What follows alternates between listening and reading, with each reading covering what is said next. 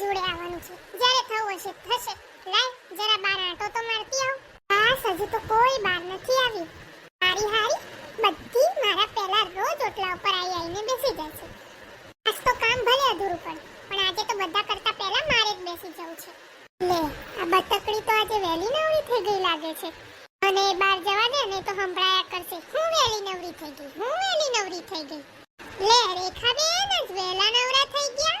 આ તો થઈ જ જઈએ ને, મારે થોડી તમારા જેમ એકલા એકલા ભણભણ કરવું છે. તેને રૂપાળા વહેલા નવરા ના થઈ જઈએ. હશે રેખાબેન હશે, નહીં તો રોજ તો તમારા બધાય કરતા પહેલા હું જ હાજરી પુરાવું છું. આજે તમે પુરાઈ એમાં થઈ શું ગયું? એમાં વહેલા ને પહેલા શું હોય? આ તો ઘરની જ ડાયરીઓ છે ને. ડાયરીઓ? અરે શું આદમી બેસે તો ડાયરો કહેવાય અને આપણે બાયું બેસીએ એટલે ડાયરીઓ કહેવાય. એવું તો કઈ હોતું હશે? એ બધાને ડાયરા જ કહેવાય અને આપણી વાતો કઈ થોડી મોડી છે. આ પુરુષો કરતા તો આપણી વાતો ઊંચી હોય. પુરુષો કરતા ઊંચી વાતો આપણે આખા ઘરની વાતો કે આખા મલકની વાતો આપણા પુરુષને કહી દઈએ. આપણા ધણીએ કોઈ દાડ આપણને કોઈ વાત કીધી? એની વાતમાં કઈ દમ હોય તો આપણને કહે ને. એ વાત તો સાચી હો. એ વાતો તો આપણી બાયોની જ. કોઈ દિવસ બૈરાનું કામ નહીં કોઈની આગી પાછી કરવાનું. તો આપણે આખા ગામની વાતો કરીએ ત્યારે કોઈક વાત ઉપર માથું હલાવે. મોઢામાંથી હા એમ તો ના જ બોલે. લતાબેન હું શું કહું છું, તમે અહીંયા આવીને બેસો ને, હમણાં રંભાબેન બહાર આવશે. હારું માં દીકરી આપણે ઘરમાં બંને છે પણ કામ તો મારી એકલીને જ ઢહેડવાનું. પપ્પાને મને ભણાવી છે અને તારે મારી જોડે કામ કરાવવું છે. ઓહો તારે શું ભણીને કલેક્ટર બની જવું છે? મમ્મી હું ભણીને કલેક્ટર બનું કે ના બનું પણ મારે તારી જેમ ગામના ઓટલા નથી ભાંગવા. ને શું છે હું ઓટલા ઉપર બેસીને ગામની પંચાયત કરું છું એમ? બાર ઓટલા ઉપર બેસીએ ને તો માઇન્ડ ફ્રેશ થઈ જાય. મમ્મી એટલી તો મને ખબર પડે છે કે માઇન્ડ ક્યારે ફ્રેશ થાય. ક્યારે થાય? ઘરના બધાય કામ સમયસર પૂરા થઈ જાય ને પછી.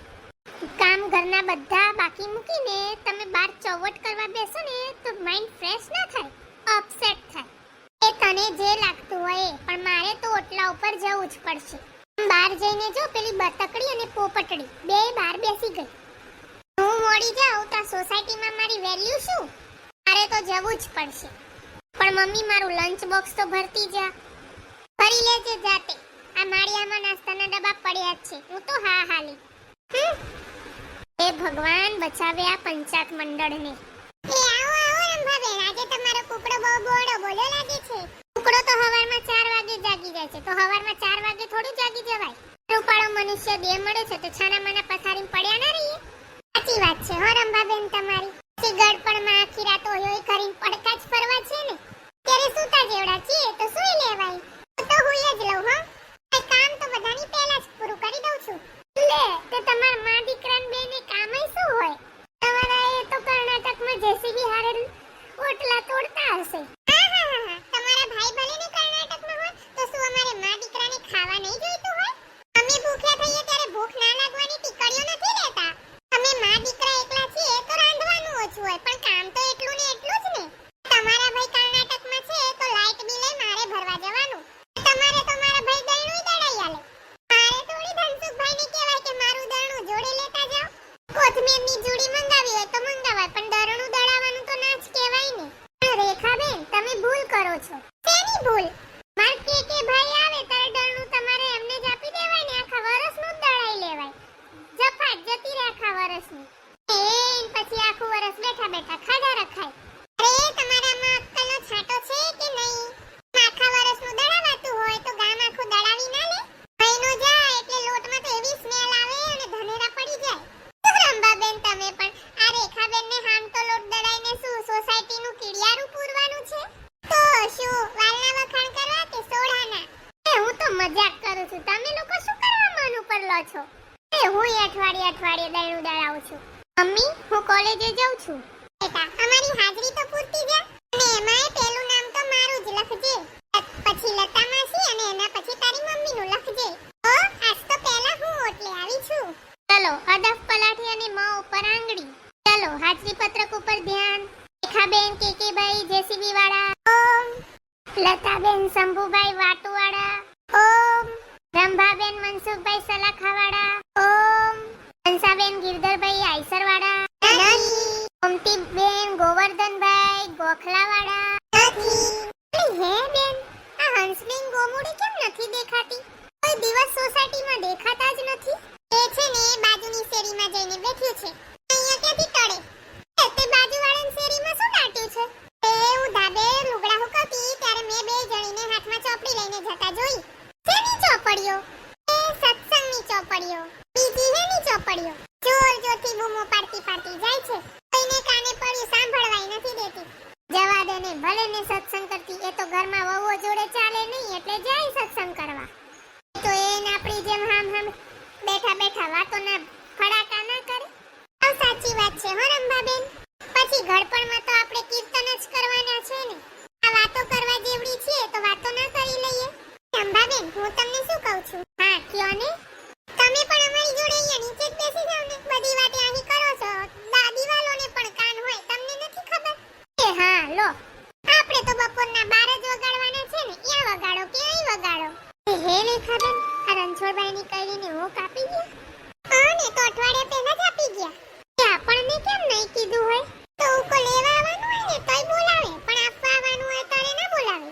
આ ઉની તવીમ હાથ નાખવાના હતા, બિચારી શેરીઓ વાળી બોલાવે. અને મુઠે ને મુઠે ખાવાનું હોય તો એમના હગાવાલાને બોલાવે. ને અમે રણછોડભાઈની મુકતા છે જ જીવની ટૂંકી. અધૂરામાં પૂરું રણછોડભાઈના છોકરાનો વ્યવહાર પણ લોચામાં પડ્યો છે. અરર, કે દિવસનું? એ તમને નથી ખબર? એના પડોશવાળી લાભુ મળી હતી ને, એ મને કહેતી હતી. રંભાબેન, પાછા તમે કોઈને કહેતા નહીં હો. તો વાતમાંથી વાત નીકળી એટલે હું તમને કહું છું. પાછા તમે કોઈને કહેતા નહીં? ના રે ભાઈ, અમાર હું કામ કેવું? તું જ કહેજે ને. પણ એમની રૂઢી જ જૂનવાડી છે તો ક્યાંથી વ્યવહાર ટકે? ઓ શું રંભાબેન, ગમે ત્યારે મહેમાન આવે તો બીજું કઈ જ ના હોય, શ્રીખંડ મંગાવી લેશે અને ભજીયા તળી નાખશે. પછી વ્યવહાર લોસે જ પડે ને. રેખાબેન, એ હવે નહીં સુધરે. આ ડોહાના વાતનું પકડીને બેઠા છે. હવે તો જમાના પ્રમાણે સુધરવું ના પડે બેન.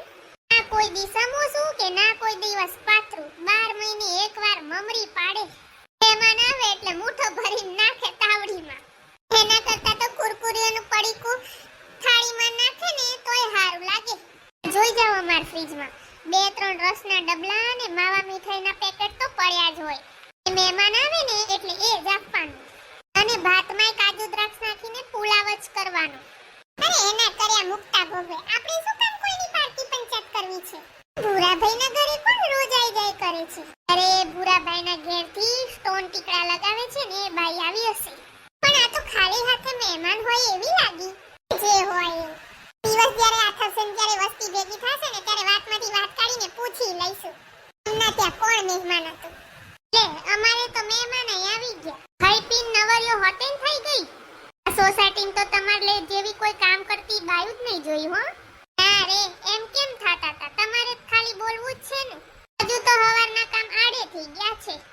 આ 5 મિનિટ આરામ મળ્યો તે મન થયું કે લાઈન ઘડી કોટલે બેસું. એટલે બપોર લગીનો થાક ઉતરી જાય. આ મારે બહાર આવીને બેસું ને તમારું આવવું. મમ્મી, હું કોલેજે જઈને પાછી આવી ગઈ અને હજુ તું એટલે જ છો? તો એમ કહેતી હતી ને હજુ બહાર જ આવી છું. અને એમ કહો કે ઓટલાની પંચાયત કરીને તમને ત્રણેયને શું મળે છે? પપ્પા, હજુ તો ચાની તપેલી એ ગળણી સાથે બેઝિંગમાં પડી છે. સરસ. હજુ સવારની ચાની તપેલી ધોવાનો તને ટાઈમ નથી મળ્યો નહીં? બીજું તો શું તે બપોર સુધીમાં કામ કરી નાખ્યું હશે. હાલ હવારે છોકરી પૈણાયા જેવી થશે. કોઈ બીજું નહીં આવે, કોઈ તમારો ધડોય નહીં કરે. આ વાતે બધું છોકરીને કહું છું, એના કરતા બધા કામ જાતે કરતી હોય તો? આ તારું કરેલું જોશે ને તો છોકરી કંઈક શીખશે. આ કુવામાં હશે ને તો હવાડામાં આવશે. આ સોડી તો હારી છે એટલે, નહીં તો જો ચારેય કોઈ તારા જેવી ઉતરશે ને તો હાહરીનું બધું આપણે જ સાંભળવું પડશે. હા, થોડીક વાર બહાર બેસવું પડે. હું ના નથી પાડતો, પણ આ તો જાગીને સીધા બહાર. મંદિરે કે દેવસ્થાને નહીં જાવ ને તો ભગવાન ઠપકો નહીં આપે. પણ આ ઘરને જ જો મંદિરની જેમ ચોખ્ખું રાખશો ને તો ભગવાન પણ રાજી થશે. આ અમારા સકુબાઈ જો છાણા થાપતા ને તોય છાણા થાપતા કીર્તન કરતા. એમ ઘરના કામ જો નિષ્ઠાથી કરશો ને તો ઘરપણમાં રામ નહીં ભજવા પડે. આ છોકરા ખોણો ખૂંદશે ને તોય તમારો થાક ઉતરી જશે. એ આ કાનમાંથી હૃદયમાં ઉતર્યું કે બીજા કાનથી બહાર નીકળી ગયું? ઉતર્યું હો હેતલના બાપા. આજ તો કાળજા હોહરવું ઉતર્યું. હાલો ત્યારે રંભાબેન, જાગ્યા ત્યારથી સવાર. આ વખતે તો કર્ણાટકથી તમારા ભાઈ જીસીબી લઈને આવે ને એટલે બધાયના ઓટલા ભંગાવી જ નાખો. છે